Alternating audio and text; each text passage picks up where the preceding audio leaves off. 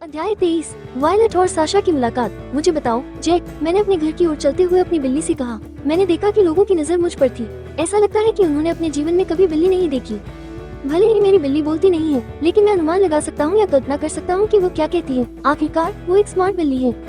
फिलहाल जैक मेरे कंधे पर था और वो उत्सुकता से इधर उधर देख रहा था। म्याऊं, जैक ने उत्सुकता से म्याऊं किया। अपनी बिल्ली के साथ इतने लंबे समय तक रहने के बाद मैं उसकी हर म्याऊं को पहचानने में सक्षम था। उसका इतना स्मार्ट होना भी थोड़ी मदद करता है। क्या लियोना ने तुम्हारे साथ अच्छा व्यवहार किया? मैंने चलते हुए पूछा। म्याऊं म्याऊं म्याऊं। अनुवाद। उसने मेरे साथ अच्छा व्यवहार किया, लेकिन उसने मुझे नहलाया। मुझे उस महिला से नफरत है। ओह, मैं समझ गया। मुझे पता है कि तुम्हें नहाना पसंद नहीं है, लेकिन तुम बिना नहाए नहीं रह सकते। क्या होगा अगर तुम्हारा फर झड़ जाए और तुम चूहे की तरह गंजी हो जाओ? म्याऊं। अनुवाद। समझ में आया। देखा, मुझे पता है कि तुम्हें नहाना पसंद नहीं है, लेकिन हर हफ्ते नहाना इतना भी बुरा नहीं है ना? मैंने चेहरे पर मुस्कान के साथ कहा। मैंने अपने कंधे पर नजर डाली और देखा कि जैक मुझे भयभीत नजर से देख रहा है। उसने कुछ डरावना सुना है। महीने में 3 बार नहाना। मैंने बातचीत करने की कोशिश की। म्याऊं। अनुवाद। महीने में 1 बार नहाना, महीने में 2 बार नहाना, इस पर कोई बातचीत नहीं हो सकती। मैंने कहा। म्याऊं म्याऊं म्याऊं म्याऊं। अनुवाद। अत्याचार। मैं लोकतंत्र की मांग करता हूँ। हम एक स्वतंत्र देश में रहते हैं, बिल्लियों के भी अधिकार हैं। जैक, अगर तुम एक शांत बिल्ली होते तो मैं तुम्हें हर महीने नहलाने के लिए राजी हो जाता, लेकिन तुम बहुत बाहर घूमने जाते हो और जब तुम घर आते हो तो तुम गंदे हो जाते हो। मैंने कहा। म्याऊं म्याऊं। अनुवाद। लेकिन तुम सही हो। अब जब मैं सोचना बंद कर देता हूँ तो तुम अपनी सैर पर क्या करते हो? मैंने उत्सुकता से पूछा, जबकि लोग मुझे खुले मुंह से देख रहे थे या टिप्पणी कर रहे थे कि मैं पागल हूँ या नहीं। म्याऊं म्याऊं म्याऊं। अनुवाद। मैं मादा बिल्लियों के पीछे जा रहा हूँ। वे मुझे प्यार करती है, भले ही अन्य बिल्लियाँ हूँ। ओह, क्या तुमने प्रभुत्व के लिए लड़ाई नहीं की? मैंने वहीं चढ़ाते हुए पूछा। म्याऊं म्याऊं म्याऊं म्याऊं। अनुवाद। बेशक मैंने लड़ाई की। मैंने उस तकनीक का इस्तेमाल किया जिसे दी पोज कहते हैं, जो तुमने मुझे सिखाया था। इस तकनीक का इस्तेमाल करके मैंने अपना प्रभुत्व स्थापित किया और अब मेरी 4 पत्नियां हैं। वो मेरा लड़का है, मैंने हंसते हुए कहा और उसे अपने कंधे से उतारकर एक बच्चे की तरह ले गया और उसके पेट को सहलाया। म्याऊं म्याऊं। अनुवाद। किमोची, तुम इसमें बहुत अच्छी हो। पहला शब्द जापानी में क्यों आया? क्या मैं गलत कल्पना कर रहा हूँ? अपनी बिल्ली के संतुष्ट चेहरे को देखते हुए मैंने कंधे उचकाए जैसे मुझे कोई परवाह नहीं है, फिर उसे फिर से अपने कंधे पर रख लिया। अपने घर पहुंचकर मैंने दरवाजा खोला और अंदर गया। मैं वापस आया और अपने साथ जैक को भी लाया। मैंने जोर से कहा। म्याऊं म्याऊं म्याऊं। अनुवाद। सुप कुतिया, मैं घर आ गया हूँ। जैक, मैंने अपनी माँ को चिल्लाते हुए सुना जैसे वो मेरी ओर दौड़ रही हो। मैंने देखा कि जैक का फर ऊपर उठ गया है और वो जल्दी से मेरे कंधे से कूदकर जमीन पर गिर जाता है और फिर वो मेरी माँ से दूर भाग जाता है। अरे, मुझसे दूर मत भागो जैक, अभी वापस आ जाओ। मेरी माँ चिल्लाई जब उसने जैक को देखा जो भागकर सोफे पर आ गया। म्याऊं। अनुवाद। कभी नहीं। अपनी माँ और जैक की नोकझोंक को अनदेखा करते हुए मैं चुपके से तहखाने की ओर चल पड़ा। जब मैं पहली बार तहखाने में प्रवेश करता हूँ तो मैं देखता हूँ कि मेरा पुराना तहखाना कैसा दिखता है, लेकिन जब मैं अपना पैर पहली सीढ़ी पर रखता हूँ तो मुझे एक छोटा सा जादुई घेरा दिखाई देता है और जल्द ही तहखाना बदल जाता है। चुड़ैल तकनीक बहुत उपयोगी है। कागुया, तुम क्या कर रही हो? मुझे उस कुतिया को मारने दो। मैंने वायलट की आवाज सुनी। मुझे खेद है लेडी वायलट, लेकिन मैं तुम्हें ऐसा कुछ नहीं करने दे सकता जिसका तुम्हें पछतावा हो, कागुया ने तटस्थ स्वर में कहा। अच्छा, ऐसा लगता है कि मैं समय पर पहुंच गया हूँ। मैं साशा के कमरे की ओर चलता हूँ और जब मैं बेडरूम का दरवाजा खोलता हूँ तो मुझे एक आश्चर्यजनक दृश्य दिखाई देता है। कागुया वायलट को रियर नेकेड चोक नामक जियो जित्सु तकनीक से जमीन पर पकड़े हुए था। कागुया से थोड़ी दूर नतालिया थी जो हमेशा की तरह सब कुछ देख रही थी। साशा सब कुछ तटस्थ निगाह से देख रही थी।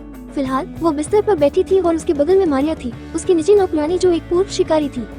वायलट काफी चौंका देने वाली लग रही थी। उसका चेहरा घृणा से विकृत था और वो साशा को अपनी लाल आंखों से मार डालने के इरादे से घूर रही थी। मुझे एहसास हुआ कि वायलट अपनी शक्तियों का उपयोग करने की कोशिश कर रही थी, लेकिन कागुया उसे उनका उपयोग करने पर ध्यान केंद्रित करने से पहले ही उसका गला घोंट रही थी। एक वृद्ध पिशाच से जैसी उम्मीद थी, वो वायलट को आसानी से स्थिर करने में कामयाब रही। मुझे लगता है कि यह इतना आसान नहीं था और करीब से देखने पर मुझे एहसास हुआ कि कागुया वायलट को नीचे रखने की बहुत कोशिश कर रही है। यो, मैंने अपने चेहरे पर मुस्कान के साथ कहा। अचानक कमरे में मौजूद सभी महिलाएं मेरी ओर देखने लगीं। मेरी पत्नी वायलट की हत्या की मंशा तब फूट पड़ती है जब वो मुझे देखती है। विक्टर, उसने हमेशा की तरह मुझे डार्लिंग नहीं कहा। मैं कागुया को देखता हूँ और अपना सिर हिलाकर उसे वायलट को छोड़ने का संकेत देता हूँ। वो मेरी ओर ऐसे चेहरे से देखती है जैसे पूछ रही हो कि क्या मैं निश्चित हूँ। मैं अपनी आंखें बंद करता हूँ और मुस्कुराते हुए अपना सिर हिलाता हूँ। वायलट अचानक मेरी ओर कूदती है और मुझे एहसास होता है कि वो अपने हाथ से मुझे छुरा घोंपने की कोशिश कर रही है। क्योंकि मैं अभी इस दर्द को महसूस करने के लिए तैयार नहीं हूँ, मैं उसका हाथ पकड़ता हूँ और जैसे कि यह एक बहुत ही सुंदर नृत्य है, मैं उसके गुरुत्वाकर्षण के केंद्र को स्थानांतरित करता हूँ और फिर जल्दी से फर्श पर बैठ जाता हूँ और नीचे गिर जाता हूँ, उसे अपनी गोद में बिठाया। मुझे ये भी एहसास हुआ कि वो अपने हमले में उतना जोर नहीं लगा रही थी। हाँ, वायलट को समझ में नहीं आया कि क्या हुआ। खैर, मुझे लगता है कि मुझे अभी भी अतीत में ली गई नृत्य की शिक्षाएं याद है।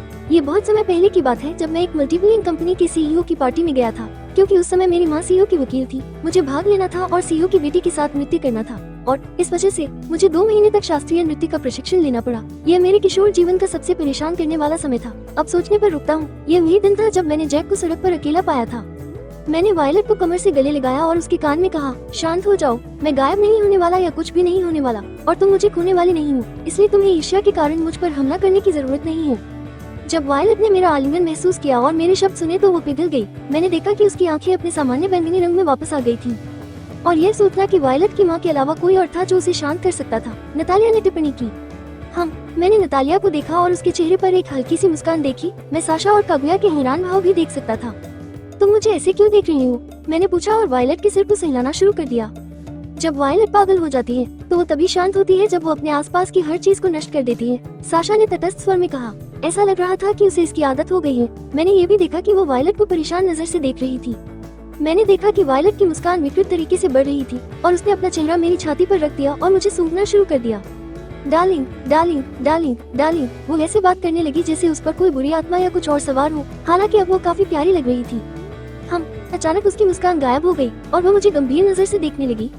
मुझे दूसरी औरत की गंध क्यों आ रही है? ओह, मैं पशु चिकित्सक से जैक को लेने गया था। मुझे मेरा बचपन का दोस्त मिल गया जो उस जगह काम करता है। मैंने मुस्कुराते हुए जवाब दिया। जब मैंने देखा कि वायलट की आंखें लाल हो गई हैं, तो मैंने वायलट के गाल को दोनों हाथों से पकड़ा और खींचा। बकवास मत सोचो। स्टॉप, उसने अजीब आवाज में कहा। मैंने उसका गाल खींचना बंद कर दिया और उसे चूम लिया। उसने आश्चर्य से अजीब आवाज निकाली, लेकिन जल्द ही उसने मेरे चुंबन का जवाब दिया। जैसे जैसे हमने कुछ बार अभ्यास किया, हम थोड़े और अनुभवी हो गए।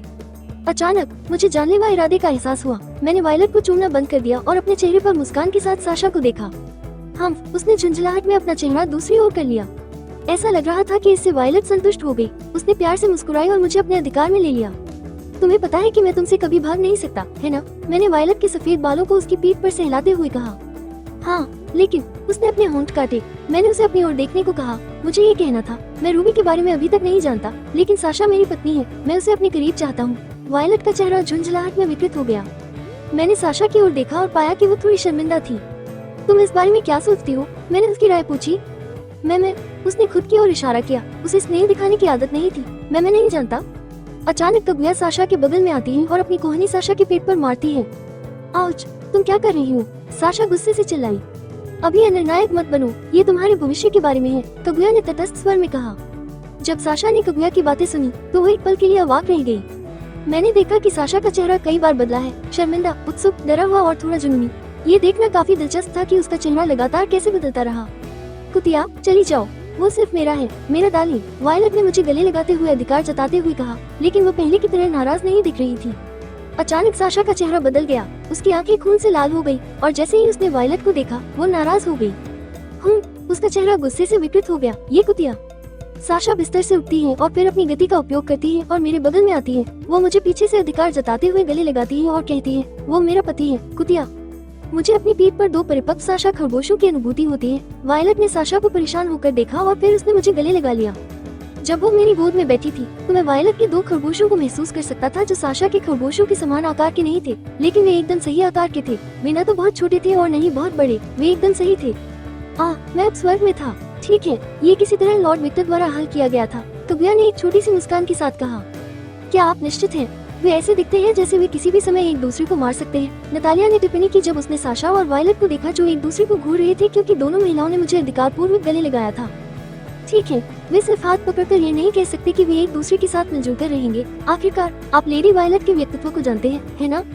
वास्तव में, नतालिया ने कहा, ये तो बस शुरुआत है। लेडी वायलट लेडी साशा पर गुस्सा है, लेकिन वो पहले की तरह लेडी साशा को मारना नहीं चाहती। लेडी वायलट अब एक अधिकार जताने वाली किशोरी की तरह व्यवहार कर रही है, कागुया ने समझाया। फिर उसने आगे कहा, और लेडी साशा ने अपनी भावनाओं के बारे में जिद्दी होना बंद कर दिया है और अधिक ईमानदारी से काम कर रही है। ये उसके जैसी महिला के लिए प्रगति है जो खुले तौर पर स्नेह दिखाने की आदी नहीं है। नतालिया ने अपना सिर हिलाया और अपनी उंगली अपने चेहरे पर रखी। फिर उसने अपने चेहरे पर एक छोटी सी मुस्कान के साथ टिप्पणी की। मुझे आश्चर्य है कि जब लेडी रूबी दिखाई देगी तो क्या होगा। कागुया ने तटस्थ नजर से नतालिया को देखा। तुम इस पूरी स्थिति का मजा ले रही हो, है ना? नतालिया ने कागुया को देखा और उसने अपने चेहरे पर एक छोटी सी मुस्कान के साथ टिप्पणी की। कौन जानता है, मैं मजा ले रही हो सकती हूँ या मैं बस दिखावा कर रही हूँ।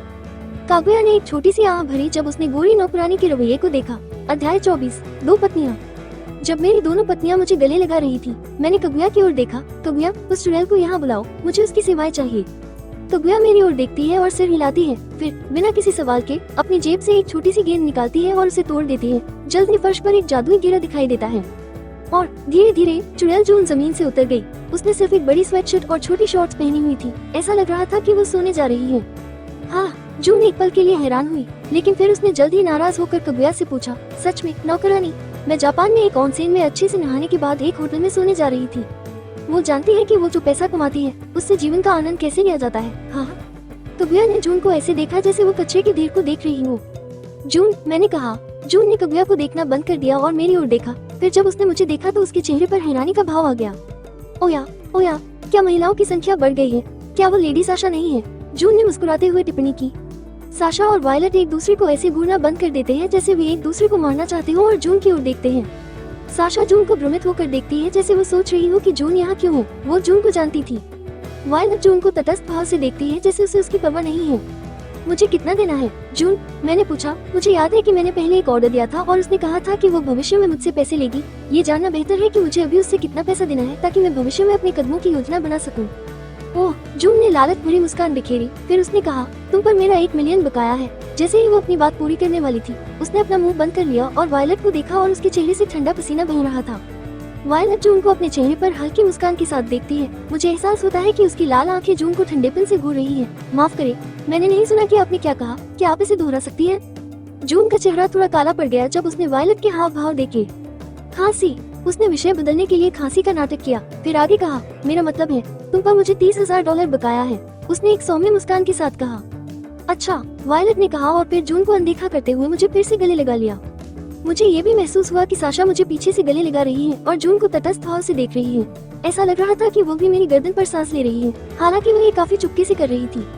मुझे थोड़ा आश्चर्य हुआ कि वायलट को अभी साशा की उपस्थिति से कोई परेशानी नहीं थी, लेकिन यह अच्छी बात है। मुझे पता है कि उन दोनों के लिए साथ रहना मुश्किल है, लेकिन महत्वपूर्ण बात यह है कि जब मैं आसपास नहीं होता हूँ तो वे एक दूसरे को मारने की कोशिश नहीं करते हैं। लेकिन $30,000 है ना, यह एक बड़ी रकम है। लेकिन मुझे लगता है कि अगर मैं सही चोरों से चोरी करूँ तो मैं इसे एक दिन में पा सकता हूँ। मुझे तुमसे एक पोशाक और एक काला मुखौटा बनाने की जरूरत है। मैंने जून को अपना ऑर्डर बताया। है ना? जून ने मुझे अजीब तरह से देखा। क्या हुआ? क्या तुम मुझे ये बताने जा रही हो कि तुम ये नहीं कर सकते? मैंने पूछा। मेरा मतलब है मैं ये कर सकता हूँ, लेकिन तुम्हारे अनुरोध हमेशा अजीब होते हैं, है ना? पहले वाला नकली आईडी था और अब कपड़े। तुम क्या योजना बना रही हो? उसने उत्सुक मुस्कान के साथ पूछा। इस जानकारी के बारे में जानने के लिए पैसे खर्च करने होंगे। क्या तुम वाकई जानना चाहते हो? मैंने थोड़ा मुस्कुराते हुए कहा। मैंने देखा कि जब जून ने मेरे शब्द सुने तो उसकी मुस्कान थोड़ी बदल गई। तुम लालची हो, है ना? जून ने टिप्पणी की। तुम जितना लालची नहीं हो, मैंने कहा। जून ने चौंक कर मेरी तरफ देखा और फिर हंसते हुए कहा, हाँ, तुम सही हो। मैं एक लालची चुड़ैल हूँ। अचानक उसने जो स्वेटशर्ट पहनी हुई थी उस पर कई जादुई घेरे दिखाई देने लगे। घेरे तेजी से घूमने लगे और जल्द ही जून से कई हरी बत्तियां निकलने लगी और धीरे धीरे उसका पहनावा एक पेशेवर महिला सूट में बदलने लगा। मेरा नाम जून है, कोडनेम लालची चुड़ैल। मैं एक चुड़ैल हूँ जो आधुनिक दुनिया से जुड़ी सभी समस्याओं को एक निश्चित राशि के साथ हल करती है। बेशक, उसने आखिरी वाक्य में एक छोटी सी मुस्कान दिखाते हुए पेशेवर लहजे में बात की। ओह, मैंने लाइट शो के लिए अपने हाथों को थोड़ा सा ताली बजाते हुए कहा। मैंने ये भी देखा कि मेरे सामने एक कार्ड दिखाई दिया और जब मैंने कार्ड लिया तो मैंने देखा कि यह सुनहरे रंग का था और कार्ड पर जून का नाम खुदा हुआ था। मुझे लगता है कि यह कार्ड शुद्ध सोने से बना था। धन्यवाद। वो संतुष्ट होकर मुस्कुराते हुए कृतज्ञतापूर्वक बोली। वो काफी आत्ममुग्ध भी लग रही थी। मैंने कभी नहीं सोचा था कि यह बकवास है। खांसी। मैंने कभी नहीं सोचा था कि जून तुम्हें अपना कोडनेम देगी। अरे, मैंने सुना। जून ने कागुया को चिढ़कर देखा। कागुया ने उसे अनदेखा कर दिया और उसने मेरी तरफ देखा। कोडनेम? मैंने उत्सुकता से पूछा। कोडनेम चुड़ैलों की रानी द्वारा दिया गया एक शीर्षक है। चुड़ैलों के समाज के लिए कोडनेम एक तरह की हैसियत है, लेकिन इतना ही नहीं। अगर कोई चुड़ैल किसी ऐसे व्यक्ति को अपना कोडनेम देती है जिसे वो ग्राहक मानती है तो एक सुनहरा कार्ड दिखाई देगा। साशा ने मुझे कसकर गले लगाते हुए समझाया। इस कार्ड का उपयोग करके आप जब चाहे चुड़ैल से उसकी सेवाओं का अनुरोध करने के लिए संपर्क कर सकते हैं। ऐसा लगता है कि चुड़ैलें दिन में 24 घंटे काम करती हैं, उन्हें आराम नहीं मिलता। ओह शुक्रिया साशा, मैंने कृतज्ञता पूर्वक कहा। मैंने महसूस किया कि साशा का शरीर थोड़ा कांप रहा है। मम, उसने एक प्यारी सी आवाज निकाली और अपना चेहरा मेरी पीठ के पीछे छिपा लिया। टस्क, वायलट ने झुंझलाहट में अपनी जीभ चटकाई। वो उत्तेजित दिख रही थी। मैंने वायलट के सिर पर थपथपाया और जल्द ही उसके चेहरे पर संतुष्टि की भावना आ गई जब मैंने अपने हाथ में सुनहरे कार्ड को देखा और सोचा, चुड़ैल समाज जितना मैंने सोचा था उससे कहीं ज्यादा दिलचस्प लगता है। एक ऐसा समाज जो जादू नामक ऊर्जा के एक रूप पर बना है ना? लेकिन तुमने यह मुझे क्यों दिया? मेरे पास उतना पैसा नहीं है जितना मेरी पत्नियों के पास है, और तुम ये जानती हो, मैंने जून से कहा। जून मेरी ओर देखती है और मुस्कुराती है। हाँ, मुझे पता है तुम अभी गरीब हो, लेकिन मुझे तुम्हारे पास से पैसे आने की गंध आ रही है, और भविष्य में तुम्हारे पास बहुत सारा पैसा होगा। मैं उस पर दांव लगा रही हूँ। वो आत्मविश्वास से भरी मुस्कान बिखेरती है, और जब मैं दांव लगाती हूँ तो कभी हारती नहीं हूँ। वो एक किशोरी की तरह मुस्कुराती है जिसने कुछ दिलचस्प पाया है, और आगे कहती है, ये तो बताने की जरूरत ही नहीं है कि तुम कुलीन पिशाचों के 2 सबसे अमीर उत्तराधिकारियों के बहुत करीब लगती हो। ओह, वो नहीं जानती कि साशा के कबीले ने अपना कुलीन दर्जा खो दिया है। मुझे लगता है कि साशा का चेहरा मेरी पीठ के पीछे थोड़ा हिल रहा है। ऐसा लगता है कि उसने भी इस पर ध्यान दिया है। ठीक है, जून झूठ बोल रही हो सकती है, इसलिए इस बात की कोई गारंटी नहीं है कि उसे कुछ भी पता नहीं है। काम पर वापस आते हैं। आपको क्या चाहिए? जून ने पूछा, जबकि उसकी आंखों में अमेरिकी डॉलर का प्रतीक चमक रहा था। क्या आप टोक्यो वैम्पायर नामक एनीमे जानते हैं? मैंने पूछा। मैंने एनीमे नहीं देखा, लेकिन मैंने इंटरनेट पर कई बार नायक की छवि देखी। नायक के बाल सफेद थे, उसकी आंखें अलग अलग रंग की थी, और उसने काले रंग की पोशाक पहनी हुई थी। उसे बैंगनी बालों वाले एक सुंदर पिशाच ने बदल दिया था।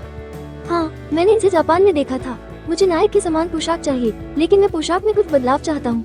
पोशाक अपराधियों को गिरफ्तार करने के लिए इस्तेमाल की जाने वाली स्ट्रेट जैकेट की तरह दिखनी चाहिए। बूट थोड़ा बड़ा होना चाहिए, और मुखौटा मेरे मुंह को ठीक से दिखना चाहिए। ठीक है, क्या तुम कॉस्प्ले करने का इरादा रखते हो? उसने उत्सुकता से पूछा।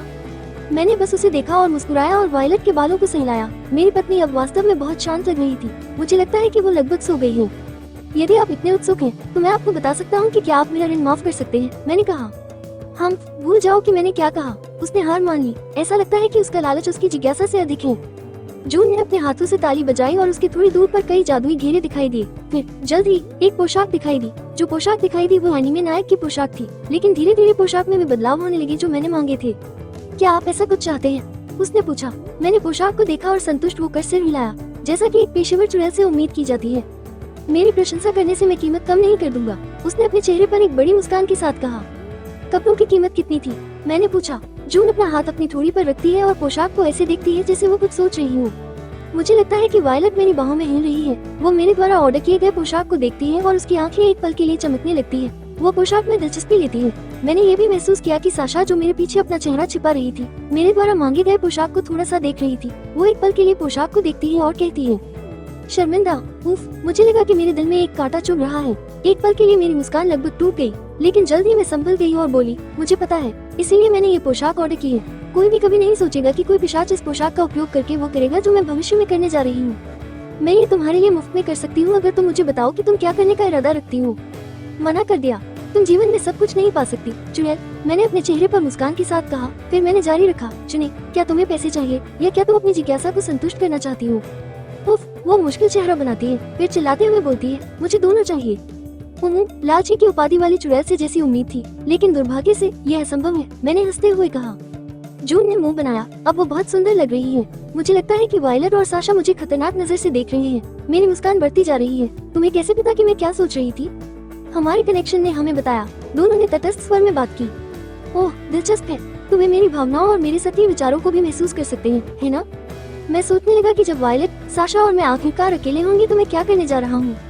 अचानक मैंने अपने पास 2 छोटे विस्फोट सुने। मैंने नीचे देखा और पाया कि वायलट का चेहरा बहुत लाल था और मैं देख सकता था कि उसके सिर से धुआं निकल रहा था, जैसे कि वो बहुत ज्यादा गर्म हो गया हो। मैं थोड़ा मुड़ा और साशा के लाल चेहरे को देखा। मैं उसके सिर के ऊपर छोटी पीली बिजली चमकती हुई भी देख सकता था। मेरी मुस्कान और भी चौड़ी हो गई और मैं ईमानदारी से ये कहने से खुद को नहीं रोक सका, तुम लोग बहुत प्यारे हो। साशा अचानक अपनी अचेत अवस्था से जागती है और चिल्लाती है, दीदी मेरी तरफ मत देखो।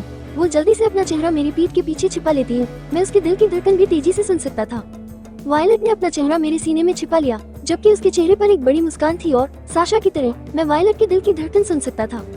और एक बार फिर मुझे समझ में आया कि वे फिल्मों में दिखाए जाने वाले पिशाचों की तरह नहीं थे। आखिरकार वे मृत नहीं थे। हालांकि आमतौर पर मेरी पत्नियों का दिल बहुत धीरे धीरे धड़कता है। मैंने जून को देखा और उसका चेहरा विकृत देखा। वो ऐसी लग रही थी जैसे उसने कोई काम किया हो, कुछ बुरा किया। जब मैंने उसकी अभिव्यक्ति देखी तो मैं हंसा। कपड़ों की कीमत कितनी थी? कपड़ों की कीमत कुछ भी नहीं थी। हाँ, मुझे बस अपनी शक्तियों का उपयोग करके पोशाक बनानी थी। मैंने कोई जटिल मंत्र या ऐसा कुछ नहीं किया। मैंने बस कपड़ा बनाया। ये करना बहुत आसान है। ओह, तुम बहुत ईमानदार हो, मैंने आश्चर्य से कहा। किसी कारण से उसका चेहरा लाल हो गया।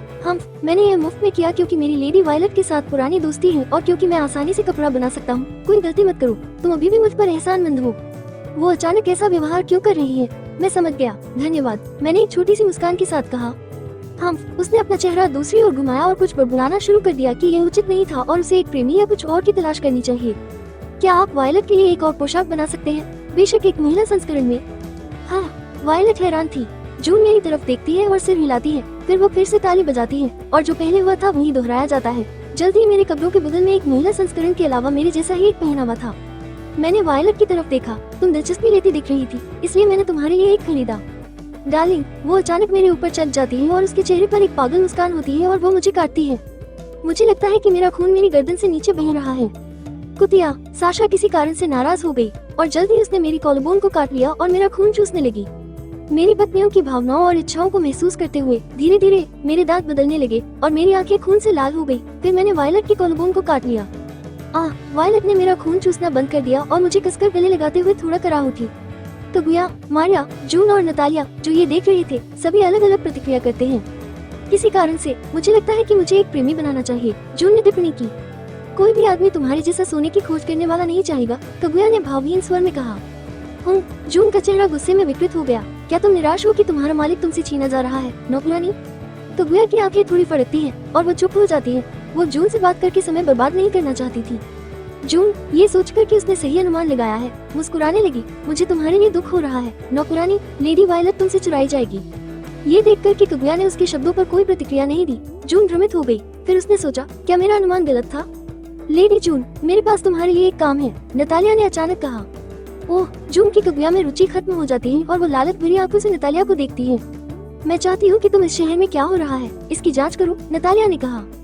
कागुया, जो नतालिया की बात सुन रहा था, बातचीत पर ध्यान देने लगा। लेडी साशा और कागुया के अनुसार लूसी नामक एक पिशाच ने चट से कुछ चुराया है। मैं जानना चाहता हूँ कि वो कुछ क्या है। जून ने बहुत गंभीर भाव से कहा, इसमें बहुत पैसा खर्च होने वाला है, तुम्हें पता है? मुझे पता है, नतालिया ने मुस्कुराते हुए कहा। फिर उसने कहा, पैसे की कोई समस्या नहीं है, बस मेरे लिए इसकी जाँच करो। मैं तुम्हारा अनुरोध स्वीकार करता हूँ, लेकिन याद रखो कि तुम्हें पैसे का 50% पहले ही देना होगा, और अगर कोई दूसरी चुड़ैल चर्च की मदद कर रही है तो मैं बहुत ज्यादा हस्तक्षेप नहीं कर सकता। आखिरकार तुम्हें चुड़ैलों के नियम तो पता ही है ना? नतालिया धीरे से मुस्कुराई। चुड़ैलों का नियम नंबर 1, एक चुड़ैल को दूसरी चुड़ैल से संघर्ष नहीं करना चाहिए। अगर चुड़ैल का नियोक्ता किसी ऐसे व्यक्ति का दुश्मन है जो दूसरी चुड़ैल को काम पर रख रहा है, तो दोनों चुड़ैलों को तुरंत अपना कर्तव्य छोड़ देना चाहिए, उसने याद करते हुए समझाया। और फिर उसने आगे कहा, बेशक मुझे पता है। अच्छा, जून ने कगुया पर 2 छोटे गोले फेंके और जल्द ही वो एक जादुई घेरे में गायब हो गई। कगुया ने अपने हाथ उठाए और जून द्वारा फेंके गए 2 गोले लेकर अपनी जेब में रख लिए। एक साधारण नौकरानी को इस तरह की सेवा के लिए एक चुड़ैल को भुगतान करने के लिए पर्याप्त पैसे नहीं मिलते, उसने टिप्पणी की। नतालिया ने बस एक सौम्य मुस्कान दिखाई और कुछ नहीं कहा। जल्द ही वो एक दीवार की ओर चली गई और एक गुप्त मार्ग से गुजर गई। टस्क, मुझे ये पसंद नहीं है, कगुया ने कहा। जब उसने नतालिया को बिना कोई स्पष्टीकरण दिए जाते देखा तो वह नाराज हो गई। फिर उसने विक्टर को देखा जो अपनी पत्नी की गर्दन काट रहा था, और अब कगुया के दिमाग में कई विचार चल रहे थे। अध्याय 25, प्रोफेसर एडम। अपनी पत्नियों के साथ समस्याओं को सुलझाने और जेम्स स्मिथ के रूप में खुद को छिपाने के लिए एक पोशाक प्राप्त करने के बाद मैं कॉलेज जाता हूँ। जब मैं कॉलेज पहुँचता हूँ तो मैं देखता हूँ कि छात्र मुझे अलग तरह से देख रहे हैं। वे मुझे कल लुआंग के साथ खेले गए खेल से पहचानते हैं। मैंने ये भी देखा कि कुछ महिला छात्र मुझे ऐसे घूर रही थी जैसे मैं शिकार को देख रही हूँ। कुछ पुरुष छात्र मेरे चेहरे पर स्पष्ट तिरस्कार के भाव के साथ मुझे घूर रहे थे। ये सब देखकर मैंने इसे अनदेखा कर दिया और अपनी कक्षा की ओर चल दिया। क्या यह वही खिलाड़ी नहीं है जो कल कोर्ट के पार कूद गया था? क्या आपने वीडियो देखा? एक आदमी बोला। हाँ, और यह सोचना कि स्कूल में उन कौशलों वाला एक खिलाड़ी था, उसे कभी पहचाना कैसे नहीं गया? दूसरे ने पूछा। मुझे लगता है कि मैंने जरूरत से ज्यादा प्रतिक्रिया की। मेरा शुरू से ही अपने बदलावों को छिपाने का इरादा नहीं था। अगर आप उनका उपयोग नहीं कर सकते तो शक्तियाँ प्राप्त करने का क्या मतलब है? मुझे बस कुछ ऐसा करने से बचना है जो मानवीय रूप से असंभव है, जैसे किसी इमारत की ऊंचाई पर कूदना या कुछ और। अगर चीजें हाथ से निकल जाती हैं तो मुझे कॉलेज से बाहर निकलना ही होगा। आखिरकार मैंने खेल खेलने की अपनी इच्छा को पूरा करने के लिए ही कॉलेज में रहने का फैसला किया है। क्लासरूम में पहुंचते ही मुझे एहसास हुआ कि मैं बहुत जल्दी आ गया हूँ। मैं इधर उधर देखता हूँ और जल्दी ही मुझे अपना अर्थशास्त्र का शिक्षक दिखाई देता है। वो एक लंबा आदमी है, मुझे लगता है कि वो 200 सेमी लंबा है। उसकी शानदार सफेद मूंछें, सफेद बाल और नीलम जैसी नीली आंखें हैं। उसने एक अच्छा खासा सूट पहना हुआ था और 60 साल से ज्यादा उम्र होने के बावजूद वो 30 के दशक के आदमी की तरह दिख रहा था। पहले जब उसका परिवार और मैं टहलने जाते थे तो मैं देख सकता था कि उसके कपड़ों के नीचे एक अच्छी तरह से प्रशिक्षित शरीर वाला आदमी है। 60 साल से ज्यादा उम्र होने के बाद भी वो अपने शरीर को कैसे तंदुरुस्त बनाए रखता है? ओह विक्टर, मुझे तुम्हें अपनी कक्षा में देखे हुए काफी समय हो गया है, उसने चेहरे पर एक छोटी सी मुस्कान के साथ कहा और पलटकर मेरी तरफ देखा। एडम की नीलम जैसी नीली आंखों में देखते हुए मुझे अपने शरीर में एक सहज खतरा महसूस हुआ, लेकिन जिस क्षण मैंने उस खतरे को महसूस किया मुझे जो एहसास हुआ वो गायब हो गया, जैसे कि मैं जो कुछ भी महसूस कर रहा था वो सब एक भ्रम था। लेकिन मुझे पता था कि यह एक भ्रम नहीं था। मैंने इस घटना को अपने दिमाग में बंद रखने का फैसला किया। प्रोफेसर एडम, आप ऐसे बात करते हैं जैसे कि हम एक दूसरे को सालों से नहीं जानते। मुझे आपकी कक्षा में आए हुए सिर्फ 3 दिन हुए हैं। वो एक मनोरंजक मुस्कान के साथ थोड़ा हंसा और बोला, वास्तव में। मैं शिक्षक के पास गया और जैसे जैसे मैं उसके करीब गया, मैं उसकी ऊंचाई को देखकर आश्चर्यचकित हो गया। वो सबसे लंबा आदमी था जिसे मैंने व्यक्तिगत रूप से देखा है, और 2 मीटर लंबा आदमी बहुत डरावना हो सकता है। वो अपनी डेस्क पर झुक गया और अपनी बाहें मोड़ते हुए मेरी ओर देखने लगा। मुझे खबर बताओ, मैंने सुना है कि कल बास्केटबॉल कोर्ट पर तुम्हारा शो था। क्या तुम भी यह जानते हो? मैंने नकली आश्चर्य में पूछा। इस कॉलेज में हर कोई जानता है कि क्या हुआ और तुमने कल बहुत से दुश्मन बनाए। आखिरकार बहुत से लोग हैं जो बास्केटबॉल टीम के कप्तान की पूजा करते हैं। उसने लापरवाही से टिप्पणी की। ओह, मैंने अपने चेहरे पर एक हल्की मुस्कान दिखाई। उसने मेरी मुस्कान को देखा और जल्द ही उसने अपनी मुस्कान दिखाई जैसे कि वो कुछ समझ गया हो। लेकिन तुम्हें कोई आपत्ति नहीं है ना? तुम्हें कैसे पता? मैंने नकली आश्चर्य से पूछा, जैसे कि उसने कोई बड़ा रहस्य खोज लिया हो। लेकिन जाहिर है मैं अभी भी मुस्कुरा रहा था। हे बच्चे, तुम्हें क्या लगता है कि मैं तुम्हें कब से जानता हूँ? मैंने तुम्हें अपने बच्चों के साथ बड़ा होते देखा है। मैं तुम्हारे व्यक्तित्व को बहुत अच्छी तरह से जानता हूँ। वो हंसा। वो और मैं मजाक में एक साथ हंसते हैं। ये शिक्षक मेरा पुराना परिचित है। वो मेरे 2 बचपन के दोस्तों लियोना और एडवर्ड का पिता है। इस आदमी का नाम एडम विलियम लाइकोस है। लेकिन बहुत ज्यादा परेशानी मत करो। इस कॉलेज के डीन युवान का समर्थन कर रहे हैं और वो तुम्हारे साथ कुछ करने की कोशिश कर सकते हैं। क्या वो मुझे कॉलेज से निकालने की कोशिश करेगा या कुछ और? मैंने तिरस्कार पूर्वक कहा। अगर पहले ऐसा होता तो मैं चिंतित होता, लेकिन अब मुझे कोई परवाह नहीं है। शायद हाँ, लेकिन चूंकि तुम्हें कोई परवाह नहीं है, इसलिए मुझे लगता है कि तुम्हें कोई दिक्कत नहीं है। बस बहुत ज्यादा परेशानी मत करो, क्योंकि इससे तुम्हारे माता पिता दुखी हो सकते हैं। उसने मुझे चेतावनी दी। मैं तुम्हारी चिंता की सराहना करता हूँ, लेकिन मेरे परिवार के बारे में चिंता मत करो। मुझे यकीन है कि मेरे माता पिता ऐसी किसी बात से परेशान नहीं होंगे। आखिरकार मेरी माँ को जानते हुए, अगर उसे शुरू से अंत तक हर घटना के बारे में पता चल गया तो वो स्कूल पर मुकदमा करने की कोशिश करेगी। मेरे पिताजी के बारे में क्या? वो बस संतुष्ट होकर मेरी ओर सिर हिला देंगे। आखिरकार वो ऐसे आदमी थे जो अतीत में अपनी मुट्ठी से चीजों को सुलझाते थे। ठीक है, अगर तुम ऐसा कह रही हो, एडम ने कहा, जैसे कि यह वास्तव में उसके लिए कोई मायने नहीं रखता। तुम पहले से ज्यादा पीले दिख रही हो। क्या तुम अच्छा खा रही हो? उसने उत्सुकता से पूछा। हाँ, मेरी माँ ने मुझे जो खाना दिया उससे मेरी मांसपेशियां भी बढ़ी। देखो, मैंने अपनी बाह की ओर इशारा करते हुए कहा। हाँ हाँ हाँ, वो हंसा जैसे उसे कोई बहुत मजेदार बात सूझी हो। वो और मैं दोनों जानते हैं कि मैं झूठ बोल रहा था, लेकिन जैसा कि मेरे बचपन के दोस्त के पिता से उम्मीद थी, वो एक ऐसे व्यक्ति हैं जो उन चीजों की ज्यादा परवाह नहीं करते जो सीधे उनके बच्चों से जुड़ी नहीं है। एडम के व्यक्तित्व के बारे में मैं जो समझता हूँ, उसके अनुसार वो एक ऐसे व्यक्ति हैं जो दुनिया को जलते हुए देख सकते हैं और उन्हें इसकी परवाह नहीं है। उन्हें किसी चीज की तभी परवाह होगी जब उनके बच्चे दुनिया में होंगे क्रूसिफाई। वो अपने परिवार के प्रति बहुत सुरक्षात्मक हैं और इसीलिए वो और मैं साथ साथ रहते हैं। आखिरकार हम एक जैसे हैं। तुम अच्छे चुटकुले सुनाते हो विक्टर, उसने हल्की मुस्कान के साथ कहा। मैंने मजाक करने की कोशिश नहीं की। हमेशा की तरह तुम्हारा सेंस ऑफ ह्यूमर अजीब है, मैंने टिप्पणी की। मेरे जितना जीने की कोशिश करो। मुझे यकीन है कि तुम्हारे दिमाग में कुछ पेंच ढीले होंगे। वो मेरी आंखों में देखता है और गहरी आवाज में बोलता है, जैसे वो मुझे कुछ करने के लिए प्रेरित कर रहा हो। मैंने ये भी देखा कि उसकी नीली आंखें कुछ सेकंड के लिए चमक उठी। तुम क्या सोचते हो विक्टर? तुम थोड़ा ढीला क्यों नहीं पड़ते? हाँ, तुम किस बारे में बात कर रही हो शिक्षक? मैंने उलझन में पूछा। उसने अपनी आंखें बंद कर ली और थोड़ी राहत की सांस ली। फिर वो मुस्कुराया। मैं पूछ रहा था कि तुम इस मुखौटे के पीछे कब तक छिपोगे जो तुमने खुद बनाया है। एडम, तुम्हें पता है कि इस दुनिया में जितने भी बुद्धिमान प्राणी हैं, जो समाज में रहते हैं, वे अपना असली स्व छिपाते हैं, है ना? मैंने एक ठंडी मुस्कान के साथ कहा। वास्तव में आखिरकार हम अजीब प्राणियों को समाज के अनुकूल होना ही पड़ता है, उसने तटस्थ स्वर में कहा। फिर अपनी घड़ी देखी। विक्टर, कक्षा शुरू हो रही है। क्या तुम भाग लेने जा रही हो या कहीं जा रही हो? उसने पूछा। मैं तैराकी क्लब जा रहा हूँ, मैंने कहा। मुझे ये देखने के लिए प्रयोग करने की जरूरत है कि क्या मुझे पानी में कमजोरी है। ओह, मैं समझ गया। चूंकि मैं तुम्हें लंबे समय से जानता हूँ, मैं ये कहने जा रहा हूँ कि तुम आज की कक्षा में मौजूद थे, उसने कहा। धन्यवाद प्रोफेसर एडम। उसे ऐसा करने की जरूरत नहीं थी, लेकिन चूंकि ये एक दयालु इशारा है, इसलिए मुझे बस उसे धन्यवाद देना है। जल्द ही मैं कक्षा से बाहर निकल गया और तैराकी क्लब की ओर चल पड़ा। जब विक्टर कक्षा से बाहर निकला तो एडम खिड़की की ओर चला गया और ताकत के एक सरल इशारे के साथ वो एक पेड़ की ओर कूद गया। फिर कुछ ही देर बाद वो कॉलेज से दूर एक इमारत की ओर कूद जाता है। उसकी सारी हरकतें बहुत ही धीमी थी। ऐसा लग रहा था जैसे उसने कोई आवाज ही नहीं की हो।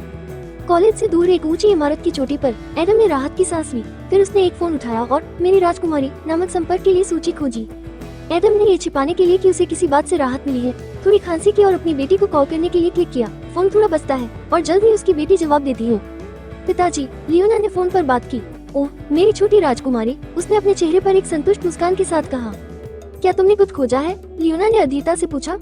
एडम की मुस्कान थोड़ी टूटती है, लेकिन वो जवाब देता है, हाँ, दुर्भाग्य से वो आपके परिवार से नहीं है। उसने मेरे दबाव पर एक नवजात भेड़िए की तरह प्रतिक्रिया नहीं की और मुझे भी ऐसा कोई संबंध महसूस नहीं हुआ जो ये दर्शाता हो कि वो मेरे झुंड से हैं।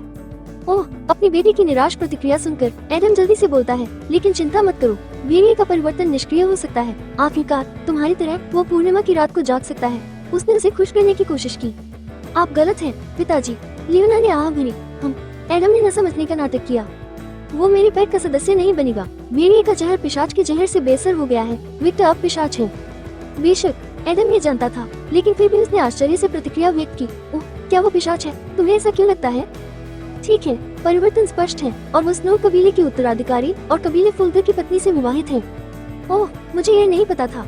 एडम इस बार वास्तव में आश्चर्यचकित था और वो सोचने लगा, भेड़िए के जहर को बेअसर करना आसान काम नहीं होगा, खासकर मेरी बेटी के जहर को। लेकिन अगर दो महान पिशाच उसे काट ले तो ये समझ में आता है कि भेड़िए के जहर को बेअसर किया जा सकता है।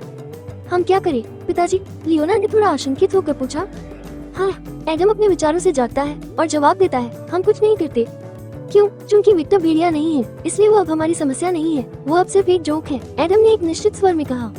लेकिन लियोना ने कुछ कहने की कोशिश की, लेकिन एडम ने उसे बीच में ही रोक दिया और गंभीरता से बोला, क्योंकि उसकी आंखें थोड़ी चमकीली नीली हो गई थी। मैं तुम्हें उसके साथ शामिल होने से मना करता हूँ पिताजी, लियोना गुस्से से चिल्लाई। लियोना, तुम्हें क्या लगता है तुम किससे बात कर रही हो? अपनी आवाज कम करो, एडम ने गुर्राते हुए कहा। उसे अपनी बेटी को बिगड़ना पसंद है, लेकिन वो अवज्ञा को माफ नहीं करेगा।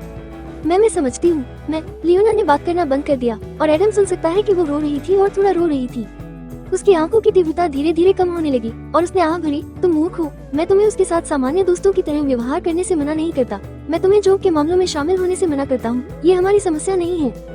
ठीक है, लियोना ने ऐसे लहजे में कहा जैसे वो रो रही हो। मैं फोन रख दूंगी, क्लास शुरू हो रही है, एडम ने फिर से आह भरते हुए कहा। जब एडम फोन रखता है तो लियोना टॉयलेट पेपर से अपने आंसू पोंछती है और आह भरती है। वो वर्तमान में सेवा क्षेत्र में थी, जहाँ वो आमतौर पर जानवरों की देखभाल करती है। तुम अभिनय में अच्छी हो, एडवर्ड ने तटस्थ स्वर में कहा। उसने लियोना की हर हरकत को सुना और देखा। उसने उसे अचानक से रोते और चिल्लाते भी देखा। चुप रहो, लियोना ने कहा। फिर वो गर्व से बोली, मैंने कि ड्रामा देखकर अभिनय सीखा है। केवल हमारे पिताजी ही इस भयानक कृत्य के लिए गिर सकते हैं, एडवर्ड ने आंखें घुमाते हुए कहा। लियोना ने मुंह बनाया और उसने अपने भाई की ओर देखा। हम क्या करें? कुछ नहीं, एडवर्ड बोला। फिर उसने आगे कहा, विक्टर पिशाच बन गया तो क्या हुआ? मैं उसे तब से जानता हूँ जब वो छोटा था। मुझे पता है कि वो हिमो की तरह व्यवहार नहीं करेगा और यह नहीं कहेगा कि हम दुश्मन हैं या ऐसा कुछ। बस उसके साथ सामान्य व्यवहार करें। तुम सही हो, लियोना ने थोड़ा अनिश्चित होकर कहा।